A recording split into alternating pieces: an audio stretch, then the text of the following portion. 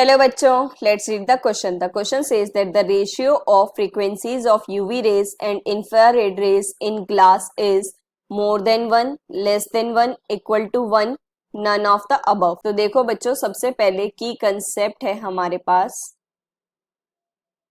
that is electromagnetic spectrum, wavelength,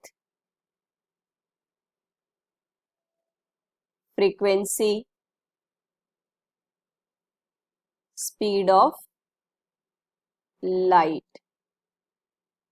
ठीक है बच्चों, तो अब देखो बच्चों, सबसे पहले हम देखते हैं ईएम स्पेक्ट्रम क्या होता है। ये हमारी वेव्स कंसिस्ट करता है, जिसमें फर्स्ट वन है आपके पास रेडियो वेव्स, उसके बाद है आपके पास माइक्रोवेव, उसके बाद है आपके पास इंफ्रारेड जिसे हम आईआर रेज भी बोलते हैं, देन उसके बाद है विजिबल जो कि हम आई से डिटेक्ट कर सकते हैं, देन अल्ट्रावायलेट जिसे हम यूवी रेज भी बोलते हैं। ठीक है बच्चों, और उसके बाद है हमारे पास x-ray and then at last है हमारे पास गामा रे। ठीक है बच्चों, अब अगर बात करें हम वेवलेंथ की, तो देखो वेवलेंथ की जो रेंज रहती है वो कैसे रहती है, 10⁻3, 10⁻−2, 10⁻−5, 10⁻−6, 10⁻−8, 10⁻−10, 10⁻−12। ठीक है बच्चों, और ये होती है हमारे पास मीटर में। अब बात करें अगर हम फ्रीक्वेंसी की, इसकी यूनिट क्या होती है, हर्ट्ज।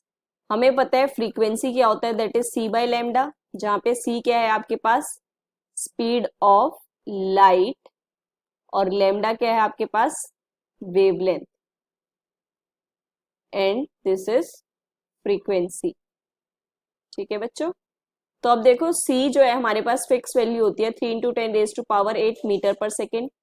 सो अगर फ्रीक्वेंसी की रेंज निकाले तो ये अप्रॉक्स 10⁸ डिवाइडेड बाय लैम्डा रहेगी, राइट। तो वैल्यूज रखते जाओ, ये आपके पास 10⁵ रिमेनिंग रहेगी, and this is 10⁻10, 13, and then 14, and then 16, and then 18, and at last 20। ठीक है बच्चों, तो ये हमारे पास फ्रीक्वेंसी की भी रीजन बन जाएगी। अब हम बात करते हैं यूवी रेज की और इंफ्रारेड रेज की। ठीक है बच्चों, तो देखो फ्रीक्वेंसी ये है हमारे पास, राइट। तो अब देखो फ्रीक्वेंसी किसकी है ज्यादा, यूवी रेज की ज्यादा है, और रेशियो बोला है। सो अगर हम रेशियो निकाले फ्रीक्वेंसी का यूवी और रेशियो ऑफ फ्रीक्वेंसी इंफ्रारेड, ठीक है बच्चों, ये हमें बताना है कि कितना है। ठीक है, तो अब देखो यूवी रेज की फ्रीक्वेंसी जो है हमारे पास ज्यादा है आईआर से। ठीक है बच्चों, तो इसका मतलब अगर हम इसे डिवाइड कर देते हैं, दूसरी तरफ शिफ्ट कर देते हैं, यहाँ पे क्या रह जाएगा 1, तो इसका मतलब ये जो फ्रीक्वेंसी आपकी ये 1 से ग्रेटर आएगी, है ना बच्चों। So that is more than 1, so that is the final answer and that matches A option. Hope you understand it well. Best of luck. Thank you.